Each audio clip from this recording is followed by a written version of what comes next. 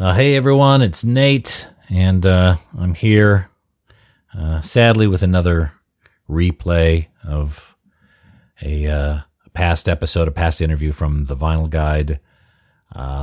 This time it's Steve Albini.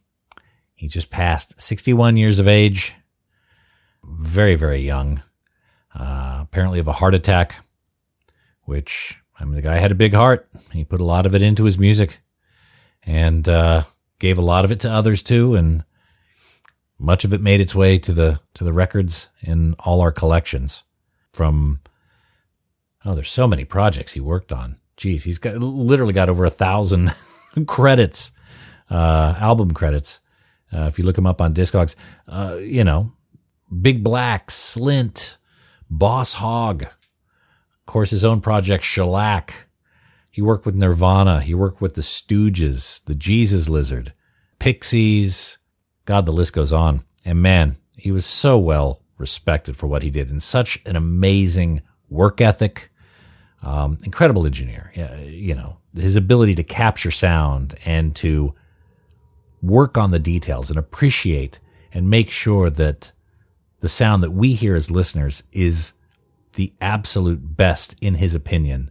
And he would work tirelessly on that. Incredible dude.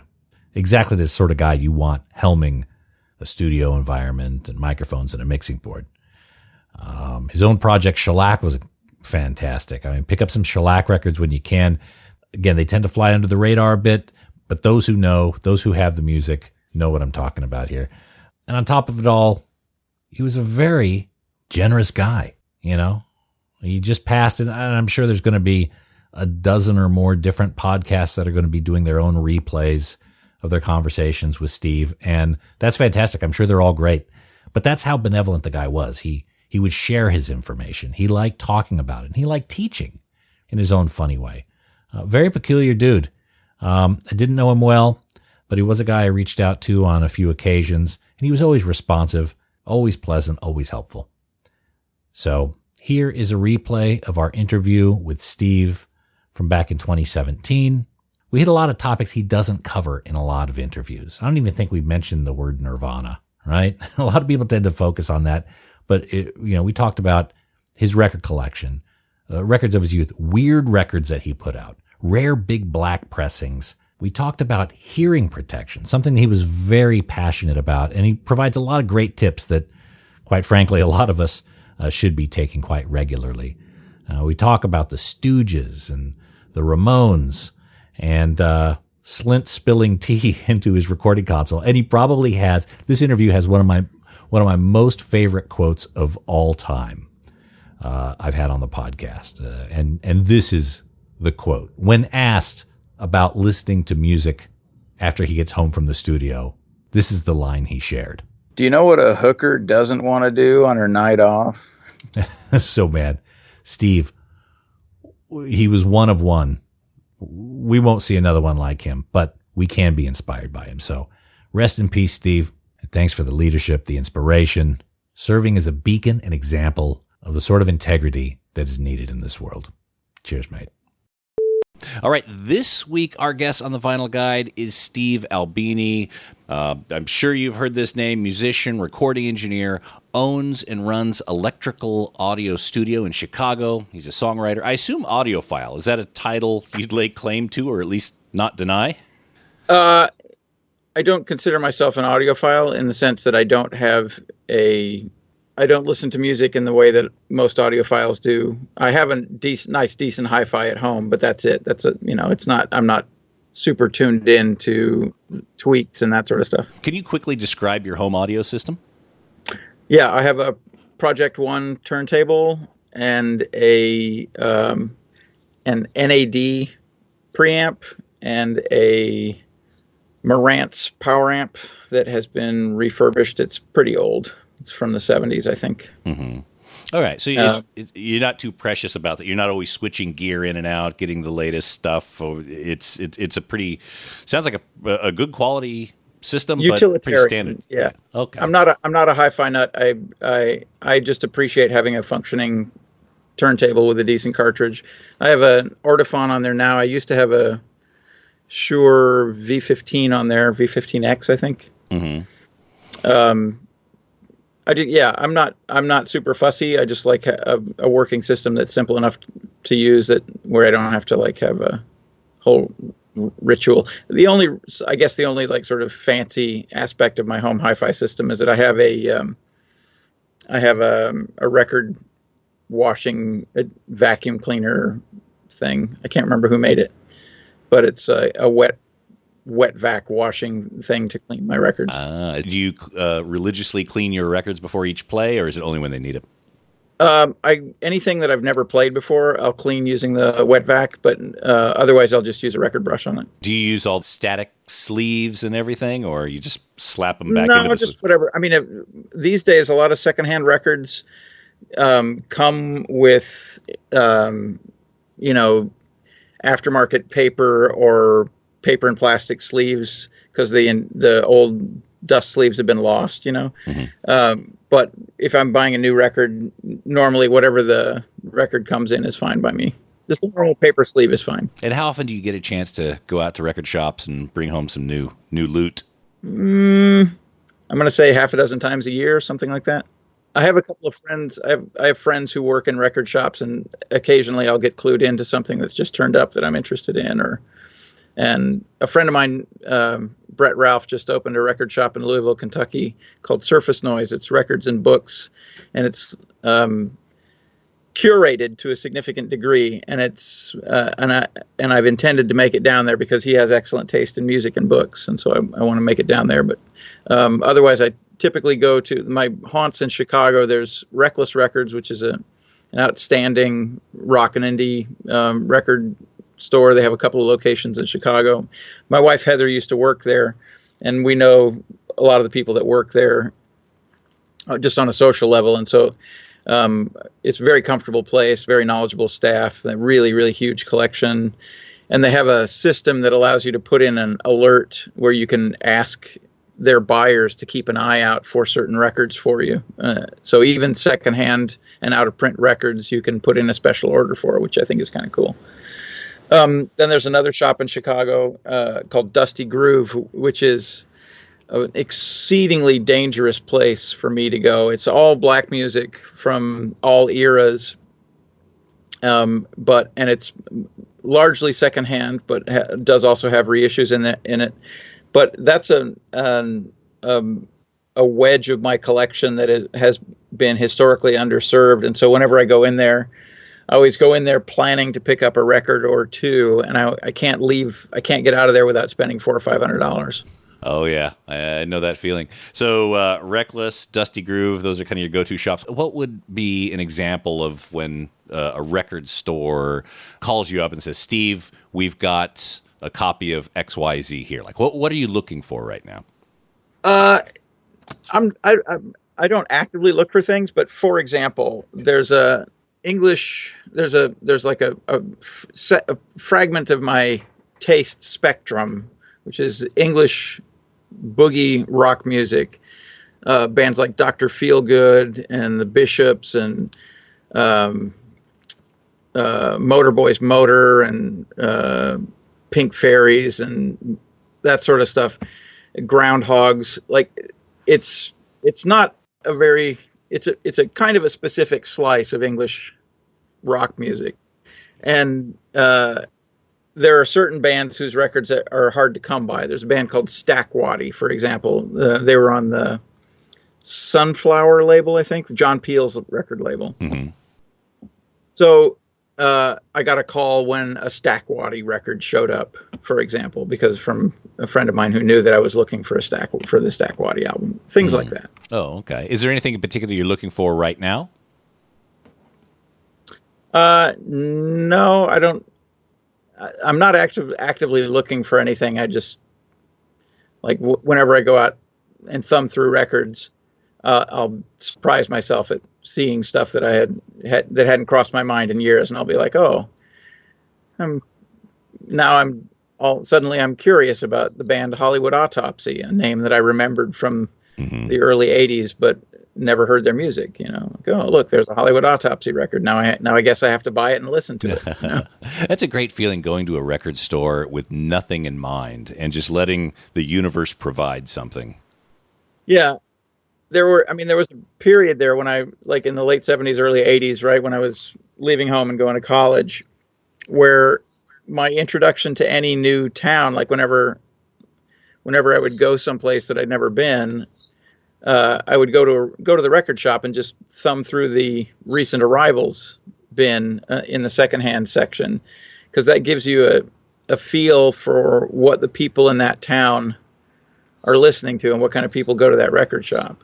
And that was actually pretty enlightening in places like Columbus, Ohio, for example, which is a college town, but turned out to have really fantastic record stores and very progressive tastes in music. Same with Minneapolis and St. Paul. Mm-hmm. Like the record shops there were head and shoulders better than record shops in similar sized towns elsewhere.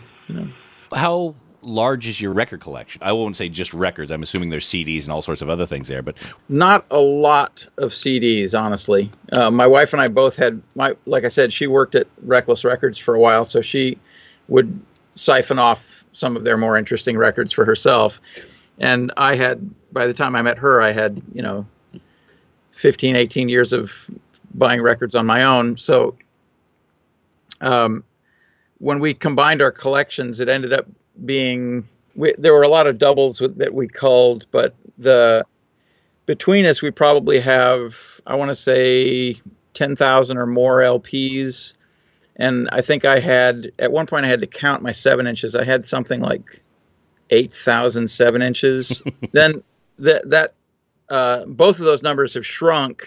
I went broke a couple of years ago, and I had to sell a bunch of records just to raise general operating money for the studio and for my own life. And so I sold off like $7,000 or $8,000 worth of LPs, and mostly punk and underground records that were either doubles or records from bands I wasn't that fond of, and I was happy to get rid of. Mm-hmm. Okay. All right. No emotional attachment necessarily to those. Do you have some records that you have that are like, God, these are the ones I will never, I want to be buried with these?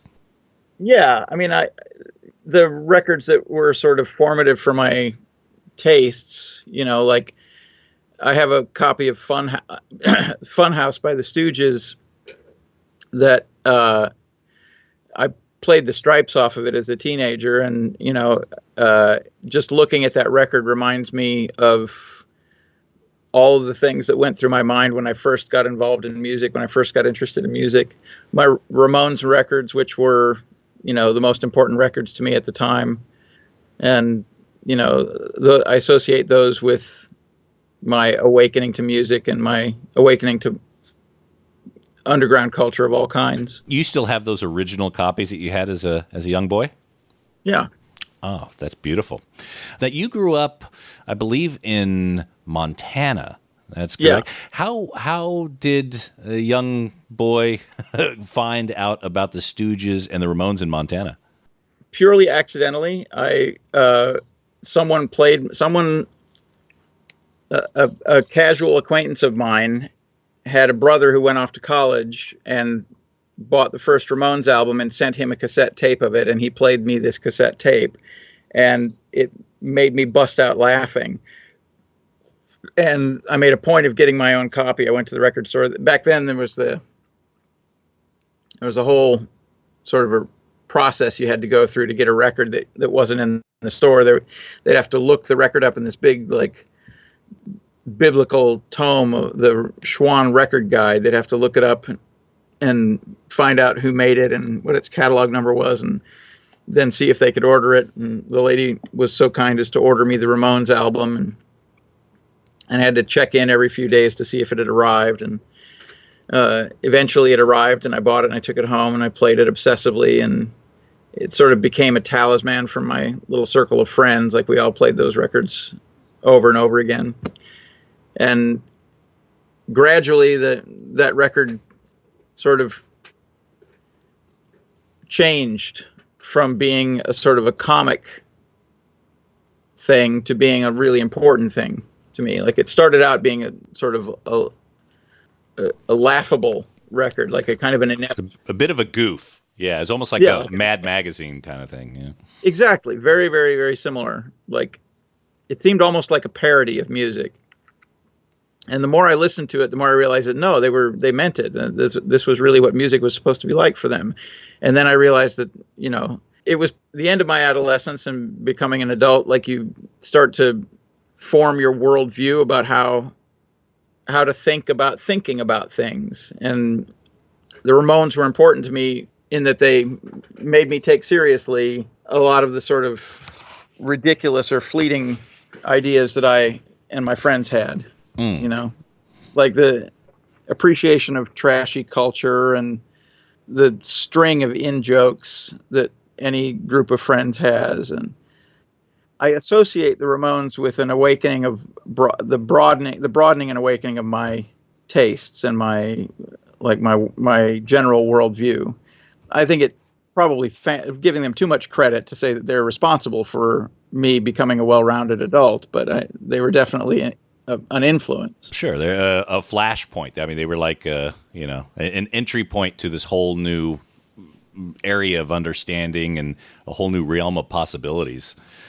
Yeah, I mean, I think very specifically, I was living in a relatively conservative part of the country, and I don't mean conservative politically, but I mean that was part of it. But conservative meaning people didn't step out of their assigned roles, and people didn't take risks, and people didn't draw attention to themselves, or they didn't. You know, it was a very square part of the country, and I was surrounded by squares, and within my circle of friends, we thought of ourselves as freaks and weirdos, and we thought, well, we're not part of this continuum of squares, right? Mm-hmm.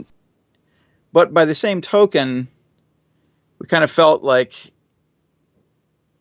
these jokes and these, morbid thoughts and these ridiculous associations that we made for ourselves, that we shouldn't take them seriously. Like that's just kid stuff, right? And the Ramones gave me license to take seriously all of the obscene and the profane and the jarring things that were of interest to me, like all of the perverse side of my personality. I didn't have to be embarrassed about it. I didn't have to quiet those thoughts. I could indulge them, and in fact, I could structure my life around them. So prior to the Ramones, you still felt a bit of an outsider in the environment, a bit maybe vulnerable, having a different points of view, maybe not as comfortable with it. The Ramones were at least your first step to embracing that uniqueness and those elements of your personality. Yeah, it's hard for me to articulate because it's a kind of a squishy idea in my own head. But I'll just give you a couple of examples. When I realized that the Ramones were singing about drugs and hustling for drug money, for example, it would never have occurred to me that people would sing songs about that. Mm-hmm. It would never have. I mean, I didn't even really know what it was. But then when I moved to the big city and I started to meet people in the underclass and people in the underground, and I realized that wasn't fanciful. That was like an aspect of life. And they had taken what had been complete underground stuff and brought it into their aesthetic and embraced it as a part of normal life, right?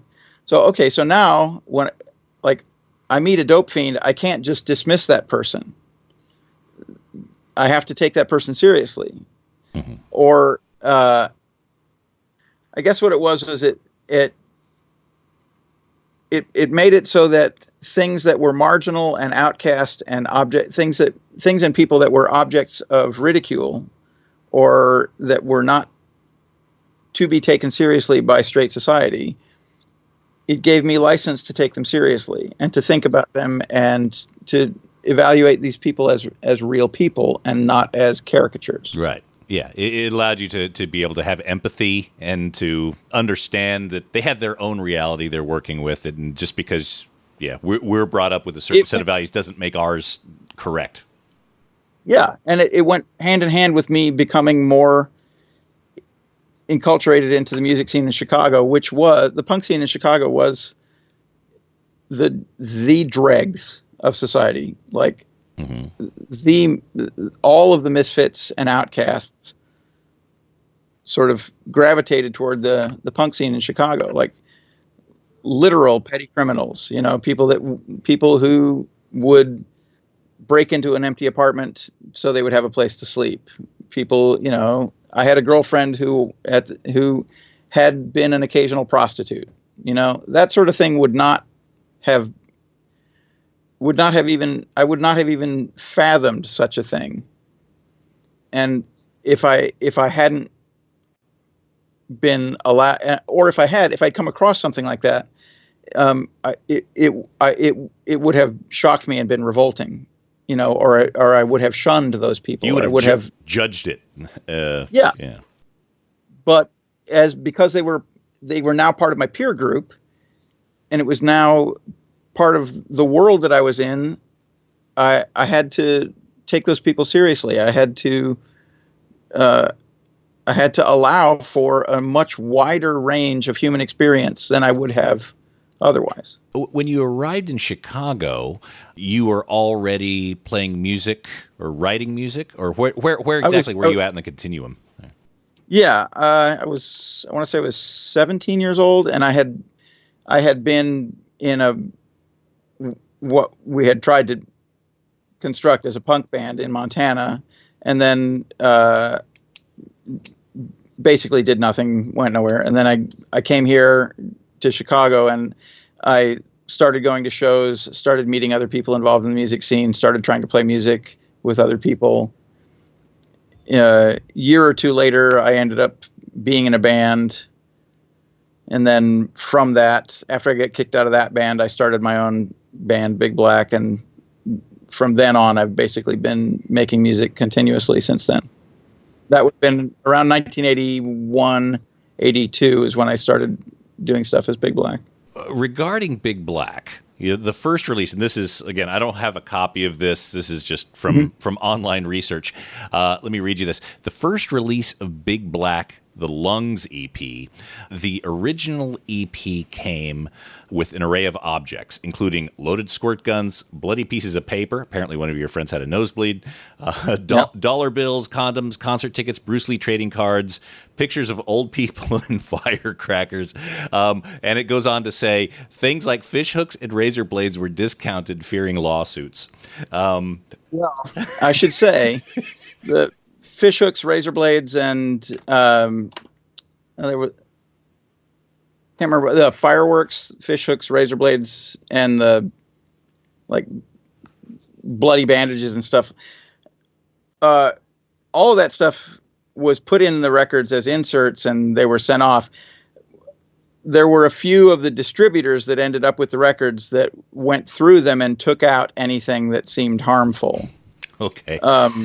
We didn't stop doing that. Right. But there were a couple of record distributors that said, "Hey, can you not send us records that have bloody gauze in them," and things like that. It just makes me laugh. So it was more, there was the music, but it seems like just with some of those elements, it's like a performance art piece. Is that how you guys were seeing it, or what's the thinking behind it? Yeah, so, I mean, at the time there was a lot of experimentation with what constituted a record. That you were like, when you'd buy a record, what do you get with it? Like you would get a record with a sleeve, and sometimes there'd be an insert, or if you were lucky, there would be like a poster, or and the first Big Black record, we I say we, but it was me basically. I was into the idea of making each of the records unique and making each of the records somehow directly personally related to me, and eventually like to make it so that whoever bought the record would have this direct personal relationship with me through having bought the record. I had gotten the first single by the band The Meat Puppets, and inside the single there was a piece of notebook paper that had a little obscene cartoon drawn on it by one of the Meat Puppets, and I was very fond of that. I thought that was and I loved that record, and I loved that drawing, and I associated that effort that had been put into that with part of why I loved that record. Like, they had gone through the effort of making a little drawing and folding it up and putting it in the record for me, and not knowing me, they had no reason to think that it was. Yeah, it's like a message in a bottle. Yeah, but it's not even. It's yes, but it's not even. It's not like there was a message in there, I'm trying to communicate with you. It was just a very small gesture of direct personal creation and contact. And I appreciated that. And I wanted to do something like that with my band. And how many of those initial records were made? I imagine the band kind of all got together and started putting all the packages together at one time. Do you remember the quantity? The first Big Black record was just me. Like, I'm the only person that played on it. And then after I made that record, I was able to recruit people to play in the band Big Black. So that first record was all me. And there was a company, the company that pressed it was called Queen City Albums, QCA. And they had a small price break at 1,500 records. Like, you could press 1,000. I want to say 1,000 records ended up costing something like $1,200 or $1,400. And then the next 500 was only like another $100. So I was able to just barely afford the 1,000, but I talked myself into getting 1,500. Today, Big Black records from the early days, they're collector's items. Some of them going for several hundred times their original value. How does that sit with you? Do you care at all? Don't care.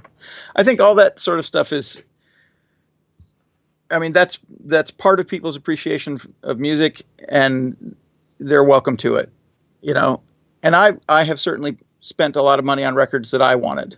So I can't really fault anybody for doing it, and it doesn't bother me.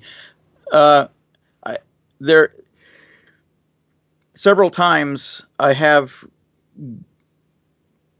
sort of pranked that mentality in very subtle ways.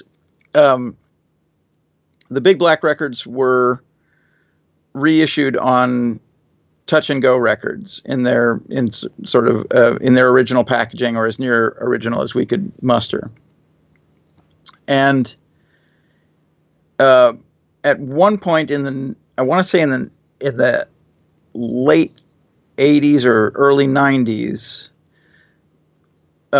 Touch and Go had run through their existing supply, and they were going to repress the Lungs EP, the first Big Black record. And somewhere in there I had found a couple of cartons of original Lungs pressings. From 81 or whatever, yeah. From 1981 or whatever it was, right? And so Corey just put those in with the other records in their normal distribution channel. So some people got the by then collectible $100+ version of the record for whatever normal wholesale was. You didn't add any bloody pieces of paper into those too, did you? I don't remember. I don't remember. All I remember was thinking, like, if I sold these individually on the collector's market, they would fetch kind of a lot of money. It would be really funny if we just shelved them with the normal record. So let's do that, That's great. That's very, very Banksy-esque. Well, if you would have put a couple Well, cartons of those records, there's a better prank than that. There's a punk band from Deerfield, Illinois called The Mentally Ill. And they put out a single in, I want to say 1978 or 79, called Gacy's Place, about John Wayne Gacy, the serial killer, right? Grotesque record. One of my favorite records. It's a truly absurd slice of the sort of punk mania. One of the ugliest sounds ever. One of the rudest subject matters ever. Just a real distillation of the, punk of the moment not giving a shit, right? Fantastic record. Truly, truly hideous record. When they put it out, they pressed it up themselves. They had no idea how to sell it or to whom they would sell it. I think they made 400 copies of it. Absolutely no idea how to get rid of them. So they went to like the local chain record stores. I think Rose Records was the regional chain. And they just put their single in the singles bin with the other singles. They like reverse shoplifted their record into the record stores. So somebody going to, Sam Goody's or Peaches or whatever the fuck it was, like might buy the Lionel Richie single, or they might buy the Mentally Ill single. And then it would get rung up at the counter and they'd walk out with it in their little plastic bag. I think that's one of the most perfect bits of like sort of guerrilla band behavior that I've ever encountered. So I was in a very bad band when I was in high school, and we did something very similar because we printed up records. We had no idea how to sell them. We took them to the local record store, put them in the rack, and then we bought one we still have the sealed bag of it just because it's like, this is our first record sold. Wow, it turns out that was a thing, the reverse shoplift. I didn't know, Well, all this time I thought they'd invented it. No, as an artist, you want to see your work legitimized and put, and so if you see it alongside Lionel Richie or whatever like that, whatever was available at the time, you think, oh, wow, my record's now in a store. You could confidently say, my record's been sold at Rainbow Records or whatever like that. So bands do it all the time. They do consignments, but, I think more than half of them don't even collect the money. I always collected the money. It would never occur to me not to collect the money. There is money that was uncollected from 30 years ago that still burns in my heart. Yeah, it would never have occurred to me that not to collect the money. I think it's more of it's not a whether they need the money or not. I think it generally comes down to organization. When they put 10 records in one store, 4 records in another, and then you extrapolate that by 20 record stores in the area, you lose track without a spreadsheet back in the day. So when it comes to your particular music listening habits, do you spend a lot of time listening to music? I imagine being in a recording studio, 12 plus hours a day, your ears get tired. Do you spend much time offline listening to new music? Nowhere near as much as I did when I was just a fan of music. Like when I was just a fan of music, I was constantly finding excuses to go to the record store or go see bands live or listen to music at home. And working as a recording engineer, working in this profession, it does change your relationship to music. And I now find myself not terribly interested in listening to music when I'm not at work. When I'm at home, if I've been if I have a day off, toward the end of a day off, I'll start putting records on with my wife. But if I've been in the studio all day punishing myself with, rock music all day, and I get home, I make dinner, start relaxing, it's around midnight. There's no chance that I'm going to put records on at that stage. There was a guy named Malcolm Chisholm who was an educator at Columbia College in the recording program here. And he was often invited to go see live music by his students, and he always declined. And his stock line when he would decline was, "Do you know what a hooker doesn't want to do on her night off?" And I'm not quite as jaded as he is. Like, for example, I'm going to go see the band Neurosis. They are playing tonight, and they're friends of mine. I've worked on a bunch of their records. I'm a big fan. There's another band that I'm curious about that I've never seen live, Converge. They're opening for them. I'm curious about them. They've been around for a very long time, and I've heard their music, but I've never seen them live. So I'm going to go see them. So that's 2 bands in one night. Whoa, that's a really big night out for Uncle Steve. So I'll be going to see live music tonight. I'm going on tour next week, so I'll be seeing live music every day while I'm on tour. Other bands that we're playing with, for example. And just by nature of the fact that I work in a recording studio, I'm exposed to new music constantly.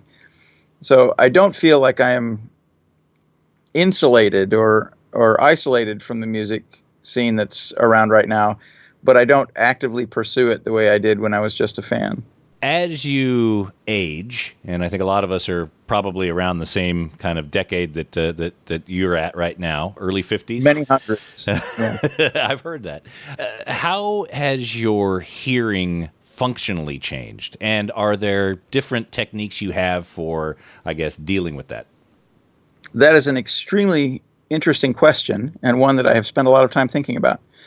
I'm certain that my hearing is not as acute as it was when I was in my teens or in my 20s, just because I'm older. I have not had my hearing tested, and I am disinclined to have my hearing tested because I don't want to be making conscious compensations based on a figure on a test result. I feel like my hearing, as I get older, my hearing will get worse. And I feel like until now, I have been able to compensate for the most likely infringement on my hearing is that I'm going to lose high frequency response in my hearing. That happens with everybody over age, right? And I feel like my habits of being meticulous about sound quality are ingrained to the point where if I pay strict attention to what I'm listening to, I can discern differences that may have been more obvious with passive listening previously, but now I have to be slightly more active in my attention. The analogy I would use is if you feel a pebble with the palm of your hand or the sole of your foot or your finger or whatever, you can tell that it's a pebble. But if you use the tips of your fingers, you can feel the granular texture of the pebble, and you can feel in more detail, right? And I feel like, or if you're just glancing at something, you can see it. But if you focus the center of your vision on it, you can see it in much more detail. And I feel like I'm doing that with my attention span when I'm listening now. Like, rather than listening passively, if something catches my ear, I can concentrate on it. And using my concentrated attention, I can resolve detail that may not have been as immediately obvious as it would have been if my hearing were more acute. So I feel like by being an active listener rather than a passive listener, and by focusing my attention on the thing that I'm trying to listen to rather than listening passively and letting the sound strike me as it would, that I'm still capable of making fine distinctions as an engineer, and I still feel like I'm doing a capable and competent job as an engineer. There may come a time when I will not feel that way, and where I will feel that my hearing has been compromised to the point where it's irresponsible for me to be making records for people. And long ago I made up my mind that if I got to that point, that I would stop. And I am regularly interrogating my results and my practices to see if I can detect a failing. Like, I'll make a small change in the tone of something using an EQ, and I will try to be as cold-blooded as I can about what I'm listening to and whether I'm able to discern good and bad effect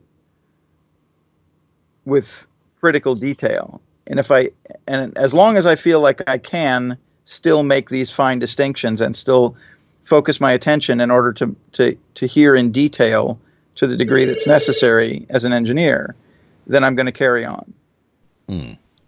And that's a very similar approach that I've heard from other engineers who have worked in sound into their maturity. People like Al Schmidt and George Massenburg and Sir George Martin. Sir George Martin got to a point with his hearing where he couldn't hear well enough to function as a critical producer, so he had sort of deputized Jeff Emmerich to listen on his behalf, and he would listen to the extent that he could, but Jeff Emmerich would work on the details. And that's a kind of a symbiotic or sort of a workload sharing that I don't think I could do. So George Martin was able to work well into his maturity, well past the point where his hearing was compromised, because he had a partnership that he could rely on. Mm-hmm. And the people that he was working with trusted him and trusted his instincts in that regard. I don't feel like I could do that. I feel like I have to be critical of my own capabilities. And if I feel like I'm not up to the job, like Joe DiMaggio taking himself out of the game, I feel like that's my obligation. I can't inflict an inferior job on my clients out of vanity or out of, stubbornness. I feel like I have to be very critical about my ability. Sure. Yeah, I totally hear what you're saying. I'll devil's advocate for a minute. That stubbornness, that's a personal choice at the end of the day. There is the ability to, like you say, deputize someone, or to be able to start bringing up an apprentice to eventually be that second. You've got other people around the studio that help you with other functions. Why not start to develop someone who can help you in an area that require that sort of help? So you could still play your position, play the role, but perhaps defer part of that. That's not a comfortable spot for you? I have never been comfortable delegating something that I feel like I have an intimate knowledge of.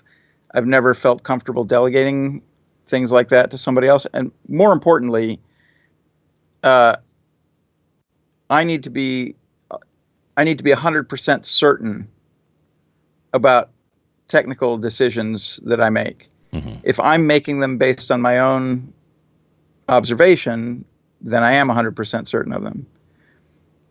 If I am hoping that somebody else gets it right, I would not be 100% certain, and I would feel fraudulent working for people under those circumstances. So I feel like I have to carry on working, partly due to the financial burden that I've strapped myself with, but primarily because that's my profession. That's all I know how to do, really, is make records for people. So I'm going to carry on making records for people. But I had decided long ago that if I felt like I was not the best person to be doing that job, if I felt like I was compromised in any way, then I would stop, because there's certainly other things I could do with my time. Mm-hmm.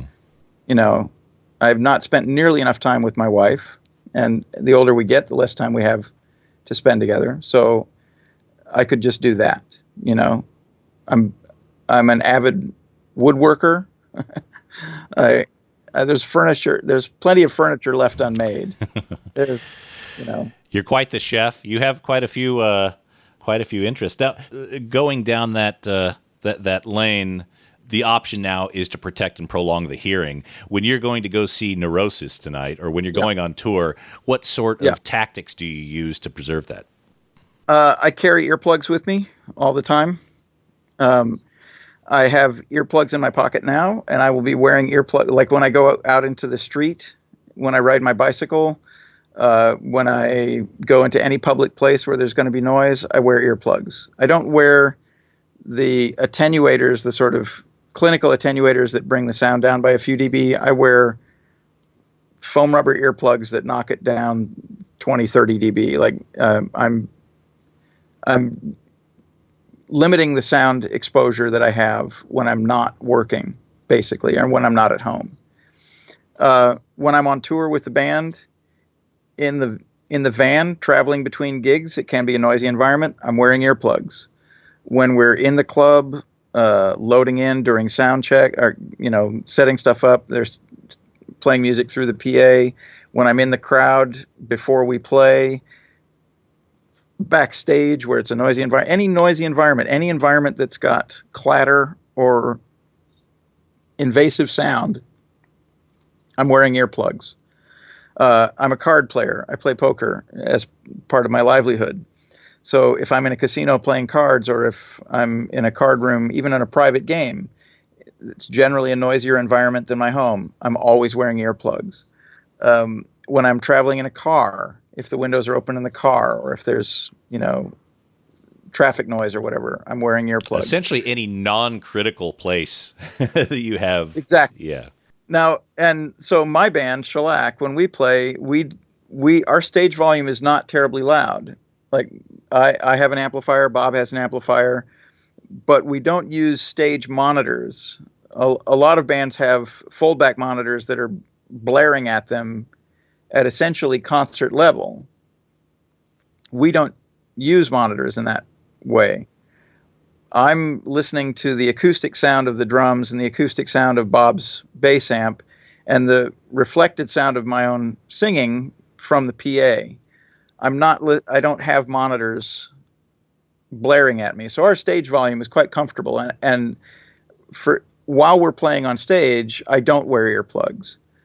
Literally every minute from when I arrive at the venue until I leave, other than when I'm on stage, I am wearing earplugs to protect my hearing from all the ambient sound. Mm-hmm. But while we're on stage, because our stage volume is modest, I can get away with not wearing earplugs. When you have several different roles, obviously, and can do more, as you've shared, majority of the time you're in the recording studio. At what point do you shift from being engineer Steve to creative musician Steve? I was discussing this with somebody else. Earlier. I see them as being essentially divorced from each other. Like when I'm in the studio working for another band, I am their employee. I am working for them to make their record however they want to make it. When my band is in the studio, or when my band is on stage, or when my band is in rehearsal, it is a completely selfish enterprise. We are only thinking about ourselves and each other. We're only thinking about our own music and each other's ideas. I don't have enough capacity to consider any other thing while I'm working with my own band. So, for example, when Shellac is in the studio, the beginning of the day, the setup and the sound check and all that sort of stuff, I'm behaving like an engineer. Like we assemble all the gear, we get everything rigged up, get everything working, get the headphone mix running. At that point, someone else comes in to operate the tape machines, and I become a band member, and I basically don't think about the engineering tasks from that point on until we're finished. That takes incredible discipline to be able to just shift that. How do you do that? It's a conscious decision. You just decide, all right, I'm through with that. I am not going to think about it again. And then, in an emergency scenario or if something goes wrong, you obviously have to switch roles or whatever. But what I can't do, some people can divide their attention between a bunch of different things. And, part of their mind is working on this, part of their mind is working on that. I'm poor at that. So what I do is I focus on the one task that I'm doing at the moment, and I consider that like my entire, that's the focus of my attention is that one thing. And then when I'm done with that one thing, I'll move to something else rather than be thinking about two things at once. I find it very, very difficult to split my attention between multiple things. And I imagine you window out time specifically just for shellac to say this set of these 2 weeks or whatever, I'm just going to be focusing on this rather than going back and forth between studio and. Exactly. One of the circumstances about having my time scheduled very tightly, like typically my time is spoken for months in advance. As an engineer, people book me, 3 to 6 months in advance. Mm-hmm. So my calendar is quite full most of the time, but it's quite obvious what days I am working and what days I am not working. And if I schedule something 3 months down the pike, I'll know that it's coming, like, oh, there's going to be a 3-day shellac weekend here. Then when we get to that 3-day shellac weekend, I've obviously got all of my other shit out of the way, and I'll have nothing else on my mind for those 3 days. Mm. And then at the end of those 3 days, I get back to work, and I'm doing nothing but work until I get to another break in the schedule. I can't do anything spontaneously. That's the drawback of having my time scripted so tightly, is that I can't do anything at the drop of a hat. Like if my wife says, "Hey, let's go to a movie tonight," unless it happens on a day off, the day that I had scheduled as a day off, my hands are tied. I basically can't do it. It's not uncommon for friends to come into town, friends on a touring band, for example, to text me and say, "Hey, we're going to be in town on Friday. Can you get free to come see us?" And I have to apologize and say, "Well, I'm sorry, I'm working." I just don't have the flexibility that a person with a regular job does. And that's the drawback to that, is that if an opportunity for something great comes up, even months down the pike, if my time is already spoken for, well, then I have to pass on it. Mm-hmm. But the good aspect of it is that I do know with some certainty when I'll be finished with a certain project, or when this is going to be done by then for sure. So that means a week later, when this other thing happens, there won't be anything impinging on it. Steve, is this your way of telling me that since we only have 5 minutes left in our scheduled interview that you can't go over? No, I mean, I'm going to have to go to the toilet eventually, but no. No, that's fine. Look, I want to respect your time here. I just have a few questions here that were sent in from listeners. Sure, tear it out. Karen from Brisbane, Australia. What's the best rumor you ever heard about yourself? I have heard on 2 occasions that I have died. Mm. Prior to the advent of the message board culture on the internet, there was a protocol called the listserv, where you would get email exchanges from people who were members of the same listserv, and there were listservs that were groups interested in different things. And I was on a music one called the Chug Changa list, and on the Chug Changa list there was a flurry of activity relating to me having been killed in a car accident. And I, as a member of the list, I could immediately disabuse people of that notion and say, no, I did not, in fact, get killed. The other time that I heard about it was when I got a phone call from somebody asking me if I had been killed. And I had to tell him that no, I had not been killed. Let me check. I'll get back to you. Yeah. Okay. Ben from Caldwell, Ohio. At some point in your life, who is a band you haven't worked with that you'd like to? There's a kind of a pantheon of people whose records I've always admired and people whose behavior I've always admired and thought that I would work well with. I've mentioned these names many times. I think I would have worked well with AC/DC in their classic period. Now there's not much left of AC/DC, so I'm not so sure. I think Crazy Horse's records were touchstones for me. Their record, I just love the sort of free and casual quality of the playing, and I think they sound fantastic, and I would love to have had a chance to work on a Crazy Horse record. As far as individual artists are concerned, I really admire Willie Nelson and Dolly Parton, both of them, not necessarily because every record they make is amazing, but because they make a lot of records and they're all different and odd. And I think I would have been able to do justice to a Willie Nelson record, for example. But those are, that's all kind of pie in the sky dream ideal sort of stuff. I've had the opportunity to work with people who were literal heroes of mine. We mentioned that how much the Stooges Funhouse, how much that record meant to me as a kid, and how much it sort of helped to define what music meant for me. And then, a few years ago, I got a chance to make a record with the Stooges. Iggy Pop and the Stooges made a record here at our studio, and I got to spend a month with them. And it was literally an adolescent dream come true, like something that could be described as a fantasy come to life. It was an amazing experience. Was it everything you thought it would be, or is it kind of one of those, be careful of meeting your heroes situations? Every one of the Stooges was as great at what I thought, like Ron was as great a guitar player as I thought he was, Scott and Ron were both incredible.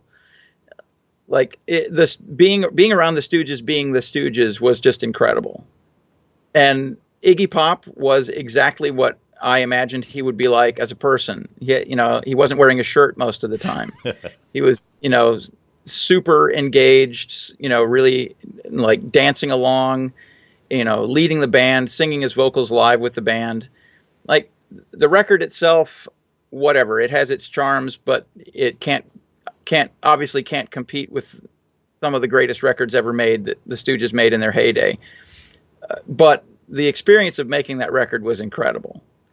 Getting to meet Scott and Ron and Iggy, and especially for Scott and Ron to get to see their band appreciated to a degree that it hadn't been when they were in their heyday. And, for them to get to play shows all around the world in front of adoring crowds before they died, like what an amazing experience that must have been for them, and how satisfying that must have been, All right. And so let's hope Willie Nelson calls you shortly. All right. Last question. Greg from Los Angeles. This is good. Greg from Los Angeles asks, Steve, has anyone ever spilled anything across the recording console? Yeah. Several times, actually. In I want to say like 1985-ish, I was doing a record with the band Slint at a studio called Studio Media in Evanston, which is a suburb of Chicago. And their drummer was a kid named Britt Walford, and he had a mug of tea with milk in it. And he sat down at the console, and almost instantly after sitting down, dumped the entire mug of tea into the console, like into the channel strip area of the console. And the console immediately started whining, and there was a shrill screeching started coming out of the monitors. I leaped over the console and hit the power supplies to shut the console off, right? Mm-hmm. Mm-hmm. And then we spent the better part of an hour pulling modules and scrubbing them and spraying them with contact cleaner and that sort of stuff. In the end, we got back to work and made the record, and it wasn't that big of a deal.